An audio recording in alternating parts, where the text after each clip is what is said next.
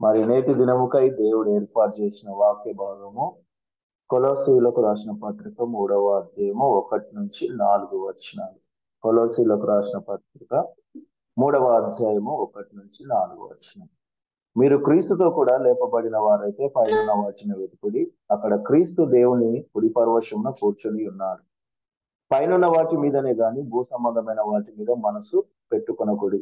ఎలయనగా మీరు మృతి పొందితిరి, మీ జీవము క్రీస్తుతో కూడా దేవుని యందు దాచబడి ఉన్నది. మనకు జీవమై ఉన్న క్రీస్తు ప్రత్యక్షమైనప్పుడు మీరును ఆయనతో కూడా మహిమ యందు ప్రత్యక్షించబడుదురు. దేవుని యొక్క పరిశుద్ధ నామానికి మహిమ కలుగును గాక. చిన్న ప్రార్థన చేసుకుందాం. పరిశుద్ధమైన దేవ, సర్వశక్తిమంతుడా, సర్వాధికారి రాజానికి స్తోత్రములు తెలియపరుస్తున్నాను. నిన్న నేడు నిరంతరం ఏకరీతిగా ఉండి ప్రభువా, మరి యొక్క ప్రాముఖ్యమైన సమయం అందు, యొక్క ఉదయకాల సమయం అందు నీ సన్నిధిలో గడిపి మరి ప్రభువా నీ యొక్క వాక్కును ధ్యానించే కృపను మా అందరికి దయచేసినావు, నీకు వందనాలు. మరి ప్రత్యేకంగా ప్రభువా, మరి కొన్ని సంవత్సరాలుగా మరి ప్రభు యొక్క ఉదయకాల సమయం అందు నీ సన్నిధిలో గడుపుతున్న పెద్దలు మరి అడక్కంచి వారిని అందరినీ మీరు జ్ఞాపకం చేసుకోనండి అయ్యా. మరి ఏది ఏమైనప్పటికీ ఏ తలంపుతో అయితే ప్రభు నీ సన్నిధిలో గడపడం మొదలు పెట్టారో వాటి అన్నిటి విషయంలో నీ కృపను, నీ యొక్క కనికరాన్ని చూపించమని అయ్యా, మరి యొక్క సమయం అంటూ నీ వాక్యం ధ్యానించుచుండగా నీ కృపను మాకు దయచేసి అయ్యా, నీ నోటి బూరగా నన్ను వాడుకోండి, నీ ఆత్మతో నన్ను నింపండి. మరి ప్రభువా, మరి దేవా, మేము విలుచున్న వాక్యము మా హృదయంలో వితుకునే కృపను దయచేయమని మిమ్మల్ని వెంబడించే వారుగా మాకు సహాయం దయచేయమని యేసు క్రీస్తు ప్రశస్త నామమున ప్రార్థించి వేడుకుంటున్నాము తండ్రి. ఆమేన్. మంచిది, దేవునికి స్తోత్రము. ఈ యొక్క సమయం అందు మరి చదవబడిన వాక్యము చాలా వరకు అందరికీ పరిచయం ఉన్న వాక్యము. అనేక సార్లు అనేక రకాలుగా ధ్యానించదగ్గదే. చాలా సార్లు కూడా విని ఉంటాం, చాలా మంది బోధించుచున్నప్పుడు. అయితే ముఖ్యంగా ఈ కొలసి సంఘమును కట్టింది పౌలు గారు. ఎప్పుడు కొలసి సంఘానికి పౌలు వెళ్ళలేదు, కానీ ఈ సంఘమును బలపరుస్తూ ఒక లేఖ రాయాల్సి వచ్చింది. ఆయన ఈ యొక్క లేఖ రాస్తున్నప్పుడు చెరసాలలో ఉన్నాడు. ఈ సంఘం గురించి విన్నప్పుడు తన హృదయం నచ్చుకున్నది. ఎందుకు అని అంటే సంఘంలో దృఢమైన విశ్వాసం ఉన్నది, దృఢమైన వ్యక్తులు ఉన్నారు, దేవుని యందు గొప్పగా మహిమగా జీవించే అనేకులు మరి క్రీస్తును వెంబడిస్తూ మరి ఆయనకు శిష్యులుగా మార్చబడి సంఘం కట్టింది ఒక నార్మల్ విశ్వాసులను కూడా చెప్పుకోవచ్చు ఒకనొక సిచ్యువేషన్. అయితే ఇవన్నీ బాగానే కొనసాగుతూ ఉన్నాయి. పౌలు దృష్టికి ఒక సంఘం గురించి తెలిసినప్పుడు, ఆయన విన్నప్పుడు ఒక సంఘం ద్వారా ఆయన కొంచెం బాధపడడం మొదలుపెట్టినారు. ఎందుకు అని అంటే కొలసి సంఘంలో అబద్ధ బోధకులు మరి దూరడం వల్ల మరి క్రీస్తు రక్షకుడు కాదు, విమోచకుడు కాదు, దేవుని కుమారుడు కాదు, అనేకమైన దూతలు ఉన్నారు పరలోకమందు. ఆ దూతల్లో ఒక దూత ప్రవక్తగా ఈ లోకంలోకి వచ్చిందని చెప్పి బోధించడం మొదలుపెట్టారు. అనేక రకాలుగా మతంలో ఉన్న ప్రతి ఆచారాలను ఆ యొక్క సంఘంలో ప్రవేశపెట్టేందుకు చాలా మంది ప్రయత్నిస్తా ఉన్నారు అబద్ధం మీద. అయితే విశ్వాసం అంతా తప్పు పడుతున్నప్పుడు మనం చూస్తా ఉన్నాము, వాళ్ళు 2వ అధ్యాయం 4-8 వచనాలు, 16-23లో వాళ్ళు ఎక్కడ చూసినా కూడా, ఎక్కడ వెళ్ళినా కూడా పౌలు వారి నిమిత్తము ఇండైరెక్ట్ గా వాళ్ళకు ఒక క్లూ ఇస్తూ మీరు జాగ్రత్తగా ఉండండి అని చెప్తా ఉంటారు. సపోజ్ గా మనం 2వ అధ్యాయం 4వ వచనం ఒకసారి చదువుదాం. ఎవడైనాను చక్కని మాటలు చేత మిమ్మల్ని మోసపరచుకున్నట్లు ఈ సంగతిని చెప్పుచున్నాను అని అక్కడ పెట్టడం జరిగింది. ఆ కింది వచనాలు అన్ని చదువుకుంటూ పోతే మనకు అర్థమైంది. అయితే ఇక్కడ మనము 1వ అధ్యాయము 13లో కూడా దేవుని యొక్క జ్ఞానమును, దేవుని యొక్క ప్రేమను, దేవుని యొక్క రక్షణ గురించి కూడా, ఆయన క్షమించిన క్షమాపణ గురించి, ఆయన ఏమై ఉన్నాడు అనేది ఈ యొక్క 1వ అధ్యాయంలో కూడా ఆయన ఆది సంభూతుడై ఉన్నాడని క్రీస్తు గురించి ప్రస్తావిస్తూ రాయడం జరిగింది. ఇవన్నీ బాగానే ఉన్నాయి. ఈ యొక్క కొలసి సంఘానికి మూల వాక్యాలు అని చెప్పి 2వ అధ్యాయము 8-10 వచనాలు చెప్పచ్చు. అయితే అనేకులు వారి బోధలకు ద్వాసోహమై చాలా మంది వాళ్ళ యొక్క విశ్వాస జీవితాన్ని తప్పుడు వైపు నడుపుకుంటా ఉన్నారు. అప్పుడు ఈయన ఖండిస్తూ అప్పుడు ఈయన రాస్తా ఉన్నాడు ఈ 3వ అధ్యాయము 1వ వచనము. మీరు క్రీస్తుతో కూడా లేపబడిన వారైతే పైన వాటిని వెతుకుడి, అక్కడ క్రీస్తు దేవుడి కుడి పరవశంలో కూర్చొని ఉన్నాడు. ఎందుకు అనంటే యేసుక్రీస్తు ప్రభు వారు ఈ లోకంలో చనిపోయి తిరిగి లేచిన తర్వాత ఈ లోకం నుండి వెళ్తున్నప్పుడు ఆయన ఒక మాట అంటారు, మీ కొరకు సింహాసనాలు ఉంటాయి అని వాళ్ళ శిష్యులకు వాగ్దానం చేసి, నేను తండ్రి కుడి పరవశం పైన ఉండి అంత్యదినం మహాదినంలో తీర్పు తీర్చేందుకు నేను సిద్ధమవుతానన్న మాట ఇక్కడైతే చూస్తా ఉన్నాను. ఎందుకనంటే చాలా మందిలో ఒక అపోహలు వచ్చాయి. ఏమని వచ్చాయంటే క్రీస్తు దేవుడు కాడేమో, అయ్యా ఆయన రక్షకుడు కాదేమో, అనేక రకాలుగా హింసపడ్డం, ఆ రోమన్ సామ్రాజ్యం నుంచి పారిపోతా ఉన్నారు అనేకులు దేవుని యొక్క నామమును స్వీకరించిన తర్వాత అని చెప్పేసి చాలా మంది అపోహలు వచ్చిన తర్వాత అప్పుడు ఆయన అంటా ఉన్నాడు, మీరు క్రీస్తుతో కూడా లేపబడిన వారైతే.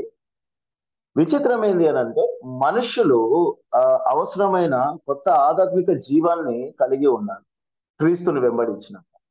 క్రైస్తవుల పైన అబద్ధ మత బోధకులు వృద్ధాలను చూస్తున్న విషయాలు కాదు. అయితే క్రీస్తుతో కూడా లేపబడి ఉండాలి అని ఆయన చెప్తున్న మాట 2వ అధ్యాయము 13వ వచనంలో మనం చూడొచ్చు. ఎట్లానంటే, మరియు అపరాధముల వలనను శరీరమందు సున్నతి పొందక ఇల్లుట వలనను మీరు మృత్యులై ఉండగా దేవుడు వ్రాత రూపకమైన ఆజ్ఞల వలన మన మీద రుణముగాను మనకు విరోధముగాను నుండిన పత్రమును మేకులతో సిలువకు కొట్టి దాని మీద చేవ్రాతను తుడిచివేసి మనకు అడ్డము లేకుండా దానిని ఎత్తివేసి మన అపరాధములన్నిటిని క్షమించి ఆయనతో కూడా మిమ్మల్ని జీవింపచేసెను.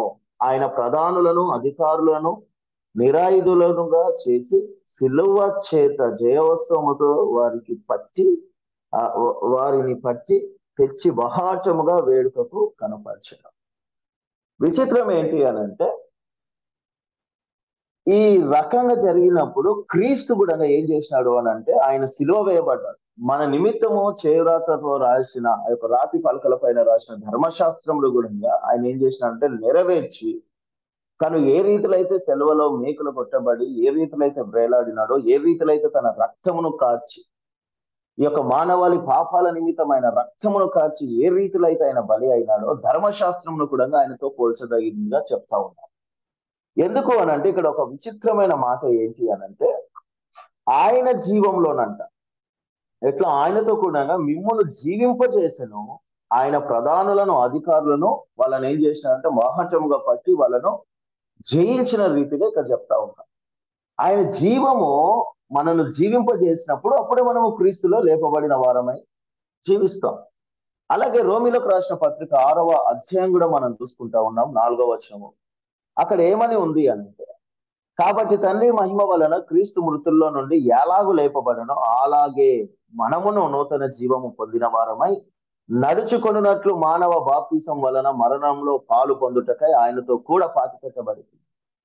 ఇది ఎంత అద్భుతమైన మాటలు అనంటే పౌలు ప్రతి ఒక్క ఆయన రాసిన యొక్క 13 లేఖల్లో ఏ లేఖల్లో కూడా ఆ సంఘాలకు కావాల్సినవి ఉంటాయి. కానీ ఏదొక్క తెలియని అంతరార్థం ఒక ఓల్డ్ టెస్టిమెంట్ ని ఒక పునాదిగా వాడుకొని సంఘములను బలపరిచేందుకు క్రీస్తు ఆది సంభూతుడు ఆయన నిత్యము స్తోత్రార్హుడై ఉన్నాడని నిరూపిస్తూ ఆ సంఘాలన్నింటిని ఆదిమ సంఘాలన్నింటిని బలపరుస్తూ వాళ్ళ విశ్వాసాన్ని దృఢపరిచే రీతిగా పౌలు బయలుదేరుతా ఉన్నాడు. విచిత్రం ఏంటి అంటే ఆయన కలిగిన భారం అలాంటిది. సౌలుగా ఉన్నన్ని రోజులు నేను అంతకుడను హింసకుడనని సాక్ష్యం చెప్పుకుంటూ నేను పౌలుగా మార్చబడిన తర్వాత ఏం చేశానో క్రీస్తు కొరకనే ఒక రోషము కలిగి నేను క్రీస్తు నిమిత్తం ఏ రీతిలో జీవించాలా, క్రీస్తు కొరకు నేను ఏ రీతిలో పాటుపడాలా, క్రీస్తు యందు నేను ఎలాంటి భారం కలిగి ఉండాలని ఒక దృఢమైన ఒక రోషము గల ప్రయాణాలు ఆయన చేస్తా ఉన్నప్పుడు అనేక సంఘాలు కట్టబడ్డాయి.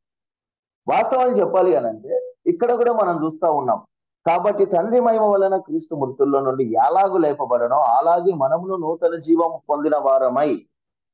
అసలు నూతన జీవము పొందిన వారమై అనే మాట ఏదైతే ఉందో క్రీస్తును జీవంతో ఆయన పోలుస్తా ఉన్నాడు. యోహాను కూడా చాలా సార్లు ఆయన జీవమై ఉన్నాడు, ఆయన వెలుగై ఉన్నాడు, ఆయన జలమై ఉన్నాడు, ఆయన జీవ ఆహారమై ఉన్నాడు అని చెప్పేసి తను రాసిన ఆ యొక్క 3 పత్రికలో గాని సువార్తమానంలో గాని ప్రకటనలో గాని పదే పదే పదే రిపీట్ చేస్తూ ఆయన రాస్తున్నట్టుగా మనకు కనబడతా ఉంది.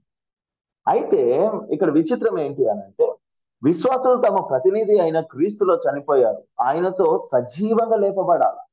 నమ్మకం ద్వారా ఆయనను స్వీకరించి తిరిగి కొత్తగా జన్మించినప్పుడు ఇది వారికి ఒక సజీవ అనుభవంగా వాళ్ళకు కనబడతా ఉంటుంది. ఎందుకు అనంటే ఇది కనబడింది కూడా యోహాను సువార్త 1:12-13 వచనాల్లో తను ఎందరు అంగీకరించారో వారికి అందరికీ అనగా తన నామమందు విశ్వాసం ఉంచిన వారికి దేవుని పిల్లలగుటకు ఆయన అధికారం అనుగ్రహించను. ఆయన పిల్లల అవుటకు ఆయనను విశ్వసించిన ప్రతి ఒక్కరిని ఆయన పిల్లలుగా అంగీకరించినాడు దేవుడు. ఆయన అధికారం ఇచ్చినాడని ఇక్కడ లేఖనము యోహాను భక్తుల ద్వారా తెలియపరుస్తా ఉంది. 13వ వచనంలో ఉంది కదా, వారు దేవుని వలన పుట్టిన వారే గాని రక్తము వలనైనను శరీరెచ్చల వలనైనను మనసెచ్చల వలనైనను పుట్టిన వారు కాదు. అసలు ఈ వాక్యాలన్నీ చదువుతున్నప్పుడు పౌల యొక్క సంఘాలను బలపరుస్తున్నప్పుడు వాళ్ళు కలిగి ఉన్న విశ్వాసాన్ని బట్టి వారు మళ్ళీ తిరిగి వాళ్ళు కట్టబడుతున్నప్పుడు ఆ యొక్క సంఘాలు ఒక అద్భుతంగా, అంటే నేటికి మన కళ్ళ ముందు ఉండకపోవచ్చు మేబీ. ఎందుకు అనంటే ఈ లోక అంధకార చీకటి సంబంధి అయిన అధికారి ఎప్పుడు క్రైస్తవుల పైన, క్రైస్తవ సంఘాల పైన యుద్ధం చేస్తూనే ఉంటాడు. కాబట్టి ఎవరో ఒకరు అనేకులు బలహీనులు ఉండొచ్చు. కానీ విచిత్రం ఏంటి అనంటే ఈ రోజుల్లో కూడా క్రైస్తత్వము ఎంతగా విస్తరించిందంటే ప్రపంచంలో నెంబర్ 1 స్థానంలో క్రైస్తత్వం ఉంది. కానీ క్రైస్తత్వము ఉందా, లేకపోతే జస్ట్ నామకార్థపు ఆలోచనలతో, నామకార్థపు విశ్వాసముతో, నామకార్థపు జీవితాలతో క్రీస్తును వెంబడిస్తున్నామనే భ్రమలో మరి అందరు జీవిస్తున్నారు అనేది ఒకటి అర్థం కాని ఒక సిచ్యువేషన్కి వచ్చి. ఎందుకనంటే పౌలు రాసిన 13 లెటర్లో కనిపించే ప్రతి సిచ్యువేషన్ ప్రతి సంఘంలో కనబడతా ఉంది. ప్రతి ఒక్కరిలో అలాంటి లోపాలు ఉన్నాయి. ఎందుకు అనంటే అనేకులు మేము ఏదో మారుమనసు పొందాం, బాప్తిసం తీసుకున్నామని చెప్పేసి అది ఒక నామకార్థంగా వెళ్ళిపోతా ఉంది, ఒక ఆచారంగా, ఒక సాంప్రదాయంగా అది వెళ్తా ఉంది. కానీ ఎంతమంది క్రీస్తు యందు లేపబడతా ఉన్నారు, ఎంతమంది పైన వాటిని వెతుకుతా ఉన్నారు. అసలు విచిత్రం ఏంది అనంటే క్రీస్తు దేవుని కుడి వైపున ఉన్నాడు అసలు వాస్తవం అని చెప్పాలి. కాబట్టి ఆయన దేవుని యొక్క రాజ్యంలో, పరలోక రాజ్యంలో క్రీస్తు దేవుని కుడి వైపున, కుడి పరవశం పైన కూర్చొని ఉన్నాడని ఎఫెసు 1:20లో మనం చూస్తాం. ప్రతి విశ్వాసి తలంపులు, కోరికలు ఆ స్థలం మీదనే ఉండాలా ఆయనకు తగిన జీవితం గడిపేందుకు. ఇదొక్కటే మార్గం, దీన్ని మించింది ఇంకా ఏదీ లేదు. ఫిలిప్పీలకు రాసిన పత్రిక ఒకసారి మనం చూద్దాం. 4:8లో మెట్టకు సహోదరులారా, ఏ యోగ్యత అయినను మెప్పైనను ఉండిన ఎడల, ఏవి సత్యమైనవో, ఏవి మాన్యమైనవో, ఏవి న్యాయమైనవో, ఏవి పవిత్రమైనవో, ఏవి రమ్యమైనవో, ఏవి ఖ్యాతి గలవో వాటి మీదే ధ్యానం ఉంచుకొనుడి. వాస్తవం చెప్పాలంటే ఇక్కడ ఎన్ని రకాలుగా వివరించబడింది ఒక వచనంలో. రకరకాలుగా ఆ పవిత్రమైన వాటి విషయంలో, పరిశుద్ధమైన వాటి విషయంలో ఏవి ఎలా ఉంటాయో ఒక ఆలోచన చేసి ముందుకు వెళ్ళండి. దాని అన్నిటికీ నిదర్శనము క్రీస్తే. క్రీస్తులోకి వెళ్ళే కలిగినది, న్యాయము క్రీస్తులోకి వెళ్ళి కలిగింది, పరిశుద్ధత క్రీస్తులోకి వెళ్ళి వచ్చింది, రమ్యమైన జీవితము, ఏవి ఖ్యాతి, అసలు ఆయన గురించి మనం ఏం చెప్పగలుగుతాం? మన జీవితం అంతా ఆయన గురించి ధ్యానించినా సరిపోదు. చూడండి రోమిలకు రాసిన పత్రిక 8:5లో శరీరానుసారులు శరీర విషయాల మీద మనసు నుంతురు, ఆత్మానుసారులు ఆత్మ విషయముల మీద మనసు నుంతురు. శరీరానుసారమైన మనసు మరణము. ఈరోజు సంఘంలో ఈ మరణము ప్రవేశించి క్రీస్తు బిడ్డలుగా ఉండే కన్నా వారి యొక్క డబ్బములు ఏవైతే ఈ యొక్క లోకానికి అనుకూలంగా దేవుడు వేటికైతే పౌలు ద్వారా దూరం ఉండమని చెప్పినాడో, నేత్రాశ, శరీరాశ, జీవబడము, ఇవన్నీ జ్వరబడ్డాయి సంఘాలలో. జ్వరబడమే కాదు, ప్రతి విశ్వాసిని, ప్రతి సేవకుని వాడుకుంటా ఉంది. ఈ రోజు పౌలు లాంటి రోషము కలిగిన వాళ్ళు కనబడట్లేదు అని అంటే క్రీస్తునందు భారము కలిగి చేసే వాళ్ళు లేరని అర్థము. క్రీస్తు కొరకు కనిపెట్టుకునే వారు లేరని అర్థము. ఆయన అంటా ఉన్నాడు, పైనున్న వాటిని వెతుకుడి అని చెప్పేసి. దేవునికి క్రీస్తుకు సంబంధించిన విషయాలు, ఆధ్యాత్మిక విషయాలు, దేవుడు వెల్లడించిన సత్యము క్రీస్తులో ఆయన మనకిచ్చిన దీవెనలు అని ఇదే పౌలు గారు మరి ఎఫెసు సంఘానికి రాస్తా ఉన్నాడు 1:3. క్రీస్తును వెతకడము అని అంటే ఆయన సత్యమును మనకు వెల్లడించడం. మన ఆలోచనలో, కోరికల్లో, మన శక్తి మేరకు వీటిని వెతకాలి. అసలు క్రైస్తవ జీవితంలో శాంతి, ఆనందం, విశ్వాస, నిశ్చయత, ప్రభావము, పరిశుద్ధత ఇవన్నీ అభివృద్ధి కావాలి అని అంటే మనం క్రీస్తు వైపు చూడాలా. ఇదొక్కటే మార్గము. మనము క్రైస్తవ జీవితం సంపూర్ణమైన అనుభవించాలన్నా, క్రైస్తత్వంలో ఉన్న శాంతిని అనుభవించాలన్నా, ఆనందాన్ని అనుభవించాలన్నా, విశ్వాస నిశ్చయత మనలో ఉండాలన్నా, ఆ యొక్క ప్రభావము, పరిశుద్ధత ఇవన్నీ మనలో ఉండాలి అన్నా మనకు క్రీస్తు ఒక్కడే మార్గము.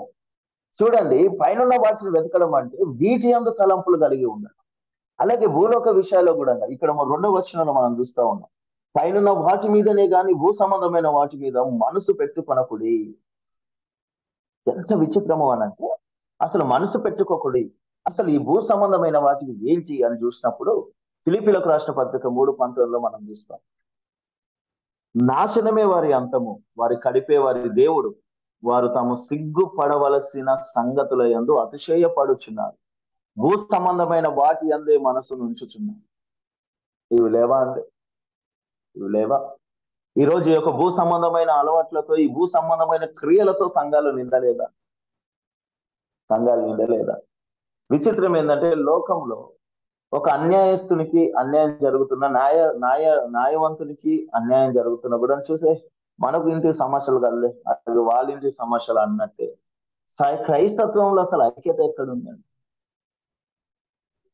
ఒక సంఘంలో ఎలాంటి డినామినేషన్ అయినా, ఏ డినామినేషన్ అయినా క్రీస్తు కొరకు కట్టబడినవి కదా, క్రీస్తు నిమిత్తమే కట్టబడినవి కదా. ఎలాంటి సేవకులైనా, ఒక సేవకునికి ఏదైనా అయితే ఇంకొక సేవకుడు రాలేని పరిస్థితి, ఒక సంఘంలో ఏదైనా జరుగుతుంటే ఇంకొక సంఘము వాళ్ళకు ఆసరగా లేని పరిస్థితులు చాలా కనబడతాం. అక్కడక్కడ ఏదో పొలాల్లో కలుపు మొక్కలు ఎక్కువైపోయి అక్కడక్కడ మంచి విత్తనాలు విత్తినట్టుగా అక్కడక్కడ ఉన్న కొన్ని సంఘాలు కొందరు నాటుకోవడం అనేది మొదలు పెట్టినారు. దాని విషయంలో కూడా అనేక రకాలుగా తలంపులు. ఎందుకు అనగా భూ సంబంధమైన వాటి విషయాలపైన.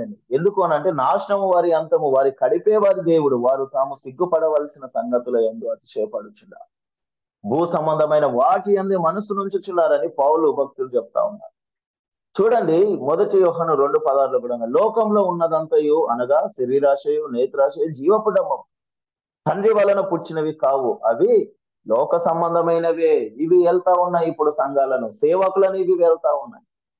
రోషం కలిగి సువార్త చేయాల్సిన సేవకుడు ఎవరు సాయం చేసే వారికి చేతులెత్తి నీతివంతుడు విశ్వాస మూలంగానే జీవిస్తాడు. అది ఏ కాలమైనా ఎలాంటి పరిస్థితులు ఉన్నా దేవుని పైన ఆధారపడిన వాడికి ఆయన పూర్ణ శాంతి కలుగుతుంది అని చెప్పేసి ఐజాయాలో మనం చూస్తాం. 26:4 వచనంలో ఎవడి మనసు అయితే ఆయన పైన అనుకున్నానో ఆయన వారికి పూర్ణ శాంతి కలుగజేస్తాడని మనం చూస్తా ఉన్నాం. ఈ రోజు ఒక సేవ చేయాలన్నా, ఒక వాక్యం బోధించాలన్నా, ఒక సేవకుడు ఒక చోటికి వెళ్ళాలి అన్నా, ఎప్పటి నుంచి లోకంలో ఉండే పరిస్థితులు ఇప్పటి నుంచే కదా. క్రీస్తునే ఈ లోకం సిల్వ వేసింది. ప్రజెంట్ సిచ్యువేషన్స్ ఎలా ఉన్నా పర్లేదు, క్రీస్తునే యొక్క లోకం సిల్వ వేసింది.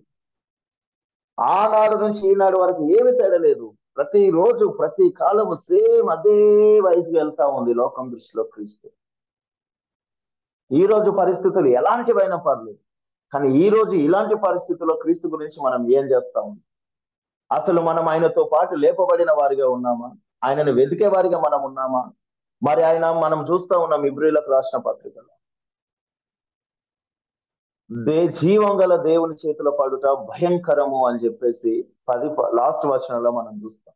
ఇబ్రీలకు రాసిన పత్రిక 10 లాస్ట్ వచనం. మరి ఆ యొక్క దినము ఈ దినాల కన్నా కొన్ని లక్షల రెట్లు భయంకరంగా ఉండే దినము రాబోతా ఉంది. ఈ రోజు చాలా వరకు చాలా రకాలుగా విశ్వాసులైన వాళ్ళు, పెద్దలైన వారు, సేవకులైన వారు అందరూ పడిపోయినారు. దిగజారిన పరిస్థితికి మనం అందరం వచ్చినాము అని అంటే చాలా రకాలుగా మనం ఇలాంటి స్థితిలోకి వస్తామని ధర్మశాస్త్రమును ఇక్కడ పౌలు చెప్తా ఉన్నాడు. క్రీస్తుతో పోల్చేది సిలువకు మేకులతో ఆ యొక్క వ్రాత పలకం. ఎందుకంటే ధర్మశాస్త్రం ప్రకారం అందరూ పాపులే అని చెప్తా ఉన్నారు. అందరూ పాపులే అని చెప్తా ఉన్నారు. ఈ భూలోక విషయాల్లో చాలా మంది చాలా రకాలుగా ఆ ఆలోచనలను పెట్టుకొని క్రీస్తుతో అంతగట్టి వాళ్ళ యొక్క పరిచర్యను కొనసాగుతా ఉన్నారు. అలాంటి పరిస్థితికి ఈరోజు క్రైస్తత్వం వచ్చింది అని అంటే దానికి కారణం ఎవరు? మరి మనకు జీవం ఇచ్చిన క్రీస్త, లేకపోతే లోకం పట్ల మనము కలిగి ఉన్న నిరీక్షణ అనేది ఒకసారి ఆలోచన చేయాలి. 3వ వచనం మనం చూస్తా ఉన్నాం. చూడండి, ఏలయనగా మీరు మృతి పొందితిరి, మీ జీవము క్రీస్తుతో కూడా దేవుని యందు దాచబడి ఉన్నది. ఎంత అద్భుతమైన మాట! ఒక్కసారి క్రైస్తత్వంలోకి చేరి మారు మనసు పొంది వాక్యంలో కట్టుకొని క్రీస్తు యొక్క రక్షణ పొందిన తర్వాత, బాప్తిసం తీసుకున్న తర్వాత మనం ఈ లోకం నందు మృతి పొందిన వారం ఈ లోకం. ఒక అద్భుతంగా దేవుడి ఇక్కడ చెప్తా ఉన్నాడు. చూడండి, ఒక మృతి ఎలా ఉంటది అంటే రోమిలకు రాసిన పత్రిక 2-4 వరకు ఒకసారి. అట్లా అనరాదు, పాపం విషయమై శమనము ఇక మీదట ఎలాగో దానిలో జీవించును. క్రీస్తు యేసులోనికి బాప్తిసం పొందిన మనం అందరము ఆయన మరణంలోనికి బాప్తిసం పొందితమని మీరు ఎరగరా? కాబట్టి తండ్రి మహిమ వలన క్రీస్తు మృతుల్లో నుండి ఎలాగో లేపబడనో అలాగే మనం నూతన జీవము పొందిన వారమై నడుచుకున్నట్లు మనము బాప్తిసం వలన మరణంలో పాలు పొందుటకై ఆయనతో కూడా పాతి పెట్టబడుతుంది. ఈ పాతి పెట్టబడము అనేది సమస్తమైన కల్మషము పాతి పెట్టబడాలి. మనలో ఉన్న క్రోధము, కామము, దేవునికి వ్యతిరేకమైన ప్రతి క్రియ క్రీస్తునందు పాతి పెట్టబడాలి. అది పాత పెట్టబడినప్పుడు మనము కూడా క్రీస్తుతో పాటు నూతన జీవము పొందిన వారమై ఆయనతో పాటు లేచేవారిగా మనం ఉంటాం. ఆయన ఏ రీతిలో అయితే మృతులకి లేచి ఉన్నాడో ఆ రీతిలో లేచేవారిగా మనం ఉంటాం. గలతీ 2:20 కూడా చూస్తాం, నేను క్రీస్తుతో కూడా సిలువ వేయబడి ఉన్నాను, ఇంకా నువ్వు జీవించువాడని నేను కాదు, క్రీస్తు నా యందు జీవించుచున్నాడు. నేను ఎప్పుడు శరీరం అందు జీవించుచున్నా, జీవితం నన్ను ప్రేమించి నా కొరకు తాను అప్పగించుకొనిన దేవుని కుమారుని అందరి విశ్వాసం వలన జీవించుచున్నాను. ఎంతమందికి ఉందండి సాక్షి? మనలో ఇలాంటి ఒక మాట, ఒక 10 మాటలు, ఒక 10 వచనాలతో, ఒక 10 పదాలతోనైనా బయటకు రాగలుగుతుందా? రాలేని పరిస్థితి. ప్రతి సంఘమును సైతాన్ని వెళ్తా ఉంది, ప్రతి సంఘమును చీకటి వెళ్తా ఉంది, ప్రతి విశ్వాస యొక్క విశ్వాసము సాతాను చేతిలో ఒక ఆయుధముగా మార్చబడతా ఉంది. ఎస్, ఒక 10 ఏళ్ల కింద, ఒక 20 ఏళ్ల కింద, 30 ఏళ్ల కింద చూసిన ప్రార్థన యోధులు ఇప్పుడు కనపడట్లా. అప్పుడు ప్రయాసము కలిగి బోధించిన బోధకులు ఇప్పుడు కనబడట్లా. ఒక వేదన ఇప్పుడు కనబడట్లా. ఒక ఉజ్జీవము కనబడట్లా. ఎక్కడికి వెళ్ళిన చెల్లలం లేని జీవితం. లోకానికి భయపడి క్రీస్తును దూరం పెట్టేవాళ్ళు. విచిత్రం ఏంది అని అంటే, పోయిన వారం నేను పంచుకున్నాను బోనస్ అని. దేవుని యందు భయము కలిగిన వాడు ఈ లోక సంబంధంలో, ఈ లోకము పట్ల ఉన్న ప్రతి యొక్క భయం నుంచి వాడు విడుదల పొందుతాడు. ఎస్, కీర్తనకారుడు కూడా అదే మాట అంటా ఉన్నాడు 85వ కీర్తన 9లో. ఎవడైతే దేవుని యందు భయభక్తులు కలిగి ఉంటాడో వాడు దేవుడు మనకి రక్షణ దయచేయడు అని. దేవుని యందు భయం లేకపోతే మనకి రక్షణ లేనట్టే. దేవుని యందు సరైన జీవితం లేకపోతే మనకి రక్షణ లేనట్టే. రక్షణలో ఉన్నామని అనేకుల అపోహలతో, ఆ యొక్క గ్రహింపు జ్ఞానం లేక అనేకుల రీతిలో ఆలోచించుకొని కొనసాగించే వాళ్ళు చాలా మంది అయిపోయినారు. ఎంత దారుణమైన పరిస్థితికి వాళ్ళు వెళ్ళిపోయినారో చూడొచ్చు. ఇక్కడ పౌలు అంటా ఉన్నాడు గలాతీ సంఘానికి రాస్తూ, నేను జీవిస్తున్నది ఇక మీదట నా శరీరం మందు నా కొరకు కాదు గాని దేవుని కుమారుని యందలి విశ్వాసం వలన జీవించుచున్నారు. అబ్బా, ఇట్లాంటి మాటలు అండి కావాలి. ఇలాంటి మాటలు కావాలా, ఇలాంటి సాక్ష్యం, ఇలాంటి జీవితాలు కావాలా. నేటి దినాల్లో పౌలు లాంటి సేవకులు రావాలి అనంటే వాళ్ళు సంపూర్ణంగా దేవుని యందు పాతి పెట్టబడాలా, వాళ్ళు సజీవులుగా లేపబడాలా ఆధ్యాత్మిక స్థితిలో. అప్పుడు లేపబడినప్పుడు దేవుని యొక్క మహిమను చూస్తారు. విశ్వాసులందరి జీవము క్రీస్తే. అలా ఉన్న వారిలో క్రీస్తు ఉంటాడు కాబట్టి కొత్త ఆధ్యాత్మిక జీవము వారికి ఉంది అని చెప్పేసి మనం చాలా సార్లు చూసుకుంటా ఉన్నాం. యోహాను సువార్త 11:25లో, అందుకు యేసు పునరుత్థానము జీవములు నేను నా యందు విశ్వాసం ఉంచి వాడు చనిపోయినను బ్రతుకును అని అక్కడ మనం చూస్తాం. ఆయన యందు విశ్వాసం వస్తే మనము చనిపోయినను తిరిగి బ్రతికే వారిగా ఆయన మనం లేపుతాడండి. రోమిలకు రాష్ట్ర పత్రిక 8:9-10లో కూడా చూస్తాం, దేవుని ఆత్మ మీలో నివసించి ఉన్న ఎడల మీరు ఆత్మ స్వభావము గలవారే గాని శరీర స్వభావం గలవారు కారు. ఎవడైనాను క్రీస్తు ఆత్మ లేని వాడైతే వాడు ఆయన వాడు కాడు. ఈరోజు దేవుని యొక్క ఆత్మ ఉందని పైకి ధమ్మముగా కనపడుతూ ఆత్మ లేని వారు అనేకులు ఈరోజు సంఘంలో కనపడట్లేదా? క్రీస్తు 8:10లో కూడా చూస్తా ఉన్నాం, క్రీస్తులో మీలో ఉన్న ఎడల మీ శరీరము పాపం విషయమై మృతమైనది కానీ మీ ఆత్మ నీతి విషయమై జీవం కలిగి ఉంది. ఎంత అద్భుతమైన మాట అండి, ఎంత అద్భుతమైన మాట. చూడండి, మనకు విరోధముగా దేవుని యొక్క ఆజ్ఞలు మనుషులందరికి విరుద్ధమైనవి. ఎందుకంటే అందరూ పాపులని ఆ యొక్క ధర్మశాస్త్రం చెప్తా ఉంటే, ధర్మశాస్త్రం వారికి శిక్ష మరణాలు కలగజేస్తా ఉంటే, తీర్పు తీర్చేది మాత్రము అది తీర్పు తీర్చి అనేకులను ఆ నిత్య జీవంలోకి రాకుండా చేస్తా ఉందని చెప్పేసి ప్రభు తన కుమారుని పంపించి లోకమందు సిలువయించినాడు. మనం చూస్తా ఉన్నాం ఈ రీతిలో అనేక రకాలుగా అనేక చోట్ల మరి క్రీస్తు యొక్క ప్రేమను ఏ రీతిలో మరి యొక్క వాక్య భాగంలో పొందుపరిచారు అనేది కూడా మనం చూస్తాం. చూడండి, 3వ గలతీ రాసిన పత్రిక 3:10లో కూడా ఒక మాట ఉందండి, ధర్మశాస్త్రము విధించిన క్రియలను సంబంధులందరూ శాపమునకు లోనై ఉన్నారు. ఎందుకనగా ధర్మశాస్త్ర గ్రంథమందు వ్రాయబడిన విధులన్నీ చేయుటయందు నిలకడగా ఉండని ప్రతివాడును శాపగ్రస్తుడు అని వ్రాయబడి, ధర్మశాస్త్రము చేత ఎవడునో దేవుని ఎదుట నీతిమంతుడని తీర్చబడను సంగతి స్పష్టమే. ఎలయనగా నీతివంతుడు విశ్వాస మూలంగా జీవించింది, ఆ విశ్వాసమునకే కర్త అయిన దేవుడు యేసుక్రీస్తు ప్రభువు. ధర్మశాస్త్రం విషయంలో దేవుడు విశ్వాసాన్ని పెట్టినాడు. ధర్మశాస్త్రాన్ని కూడా ఒక వ్యక్తి నీతిగానే ఉండాలా, న్యాయంగా ఉండాలని చెప్తా ఉన్నాడు. కానీ ఇక్కడికి క్రీస్తు ముందుకు వచ్చేసరికి ఒక నీతివంతుడు విశ్వాసం మూలంగానే జీవిస్తాడు. వాడిలో విశ్వాసం లేదు అని అంటే, వాడిలో రక్షణ లేదంటే వాడు అనీతి పరుడే. వాడు ఎంత పెద్ద పాస్టర్ అయినా, ఎంత పెద్ద సేవకుడైనా, ఒక రోజు మహాదినము వచ్చినప్పుడు వాని యొక్క క్రియలన్నీ దేవుని ముందు ఉన్నప్పుడు చీ అని దేవుడు చీకొట్టక పోజాలడు. ఇలా అనేక రకాలుగా అండి, అనేక రకాలుగా క్రైస్తత్వం రోజు రోజు చాలా వరకు అది దిగజారుతూనే ఉంది. దాన్ని దిగజారడానికి కారణం ఎవరంటే క్రీస్తు మాత్రం అసలు కాదు. సంఘంలో బోధిస్తున్న వాక్యం అసలే కాదు. అది ఎవరి వల్ల అవుతా ఉంది, ఎందుకు అలా అవుతా ఉంది అనేది ఒక ఆలోచన చేసినప్పుడే దేవుని యొక్క జీవంలోకి మనం నడిపింపబడిన వారమై, ఒకవేళ జీవము మనలో లేదనంటే మనము మృతి పొందిన వారమే కానీ సజీవులుగా లేపబడిన వారమే కాదు. ఎవడైతే ఆయన యందు విశ్వాసం ఉంచి ఆయన యొక్క పరిశుద్ధతలోకి ప్రవేశిస్తారో వారు దేవుని పిల్లల అవుటకు దేవుడు అధికారం ఇచ్చినాడని మనం చదువుకున్నాం. అతి అధికారము మనకు కలిగి ఉండాలి అనంటే మనము కూడా క్రీస్తుతో లేపబడిన వారమై ఉండాల. విచిత్రం ఏంటి అని అంటే ఇక్కడ 4వ వచనం మనం చూస్తా ఉన్నాం, 3:4 ఏమని అక్కడ ఆయన అంటా ఉన్నాడు అనంటే,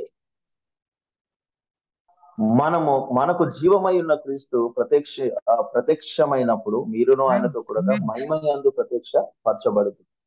ఈ యొక్క ప్రత్యక్షత మనం చూడాలా, ఆయన మహిమలోకి మనం ప్రవేశించాలా, ఆయనతో పాటు ఈ లోకాన్ని మనం రిసీవ్ చేస్తాం. ఇదే కదా దేవుడు కలిగి ఉన్న ఈ లోకం పట్ల తను నమ్మిన, తన యందు రక్షణ విశ్వాసం ఉంచిన ప్రతి ఒక్కరి విషయంలో ఆయన కలిగి ఉన్నది ఇదే కదా. ఆయన కోరిక ఇదే కదా. ఆ కోరిక నెరవేర్చేందుకే కదా ఆయన శిలువలో మరణించింది. మరి దాన్ని ఎంతవరకు మనము మన జీవితంలో అనువాదించుకుంటున్నాం, ఎంతవరకు దాన్ని ధ్యానిస్తున్నాం, ఎంతవరకు దాన్ని ప్రచురిస్తా ఉన్నాం, ఎంతవరకు మనము క్రీస్తులో తిరిగి లేచిన వారిగా ఉన్నాం. ఒకవేళ క్రీస్తు యందు మృతి పొంది తిరిగి లేచిన వారిగా మనం ఉన్నామా, తిరిగి లేచిన వారిగా ఉండి మరి లేకపోతే మృతి పొందిన వారిగానే ఉండి లేచిన వారిగా నటిస్తున్నామా అనేది దేవుడు ఖచ్చితంగా మనం చూస్తా ఉన్నాడు. ఎందుకు అని అంటే ఆయన కనులు, ఆయన యొక్క ఆత్మ మన హృదయాంతరంగలను మన వాంఛలన్నింటిని ముందుగానే పసిగచ్చిన వాడుగా ఆయన ఉంటా ఉన్నాడు. కాబట్టి మనం చాలా బహు జాగ్రత్త కలిగి మనం ముందుకు వెళ్ళాలా. మన క్రైస్తవ జీవితంలో మనం ఆయనను వెతకాల, అనుదినము వెతకడం అనంటే రక్షణ పొందినాం, పాటలు పాడినాం, వాక్యం బోధిస్తా ఉన్నాం, ఆరాధన చేయడం అనేది కాదు. క్రైస్తవ జీవితంలో శాంతి ఉండాలా, ఆనందం ఉండాలా, విశ్వాస నిశ్చయత ఉండాలా, ఆయన ప్రభావం ఉండాలా, ఆయన పరిశుద్ధత ఉండాలి. అన్నిటికన్నా మించి అవన్నీ అభివృద్ధి పొందాలి అని అంటే ఆయన ఒక్కడే మార్గం. కాబట్టి వీటి అన్ని కలిగిన వాడు క్రీస్తునందు వాడు నిశ్చయుడుగా లేపబడిన వాడిగా మరి ఉంటాడనేది మనం ఆలోచన చేయాలా. మరి క్రీస్తు యొక్క జీవంలోకి మనము ప్రవేశించాలా. ఆయనలో మనం లేపబడిన వారమై కొత్త జీవితము మనలో, ఆధ్యాత్మిక జీవితం దేవుడు మనలో కనపరచాలా. ఆయన మహిమలో మనం ప్రవేశించాలా. ఆయన ప్రత్యక్షతలో మనము కూడా ప్రత్యక్షించ పరచబడుటకు మనము ప్రయత్నించాలా.